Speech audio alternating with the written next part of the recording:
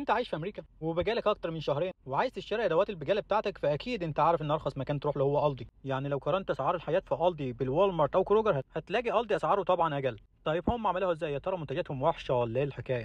اخواتي في الله العفو عليكم، النهارده هنتكلم عن سلسله محلات الدي.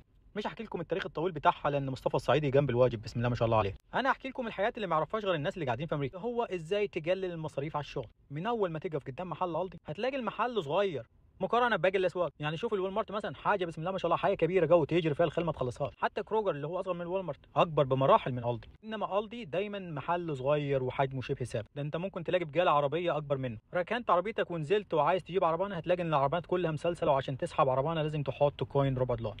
الربع ده هتاخده لما تيجي ترجع العربانه وتحطها مكانها، الربع هيطلع لك.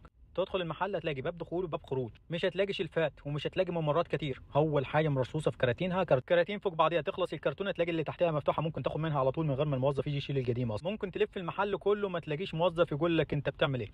يعني هو يا كاشير يا كاشيرين بالكتير. تعال نفصص في اللي حصل ده كله. اولا حجم محل صغير معناته ان الايجار قليل او المورجج قليل فالمصاريف قليله. العربانه لما مربوطه مكانها مفيش موظف مضطر ان يجيب العربانات ويلمها كل شويه، مفيش شلفات، مفيش موظف هيقعد يرصها، ممكن موظف في ساعتين ثلاثه يلم المحل كله. باب واحد للدخول وباب للخروج، فمش عايز سكيورتي ولا الناس دي. كاشير واحد ومن غير اكياس فخلاص حتى ثمن الكيس بيوفر. ده بالنسبه للمصاريف العامه الخارجيه. تدخل من جوه بقى هتلاقي ان الدي عنده نوع واحد من كل حاجه. فكره انه يحيرك انك تختار بين براندين معينين لنفس السلعه مش موجود. عايز طماطم هتلاقي نوع واحد، عايز بطيخ هو نوع واحد بطيخ، ما فيش المطول والمدول، ما فيش، هو نوع واحد بطيخ، عاجبك خده مش عاجبك روح.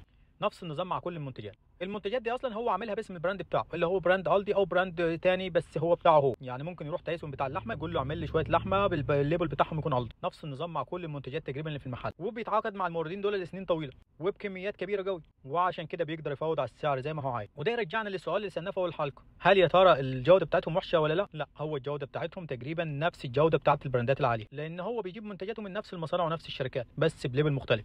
الفكره ان انت لما بتشتري حاجه براند بتدفع جزء من العلامه التجاريه في الثمن النهائي بتاعك، انما الدي ما بيعملش اعلانات، ما بيصرفش على العلامه التجاريه، فانت مش محتاج ان يدفعك ده كله. وده عمل حاله في السوق اسمها الدي افكت، اللي هو انا هدفعك ثمن المنتج بالظبط، مش هدفعك ثمن التغليف والبراندات والمصاريف الاضافيه دي. وده خلى باقي الشركات الكبيره زي والمارت وكروجر يعملوا نفس الفكره. والمارت وكروجر من بعد ظهور الدي ابتدوا يعملوا نفس الفكره، ابتدوا يعملوا كوبي من كل المنتجات باسم البراند بتاعهم، باسم والمارت او كروجر. هتلاقيه ارخص من اي براند تاني موجود عندهم على الشلفات. عايز اقول لك لو انت عايز تتخلى عن البراند نيم خد ده اللي هو بتاعنا احنا بس بسعر ارخص. طبعا الدي معلي عليهم ان هو ما بيعرضش الاثنين جنب بعض، هو بتاعنا احنا بس، خده ما تاخدوش روح عند الناس اللي جنبينا هتلاقي عندهم طلب.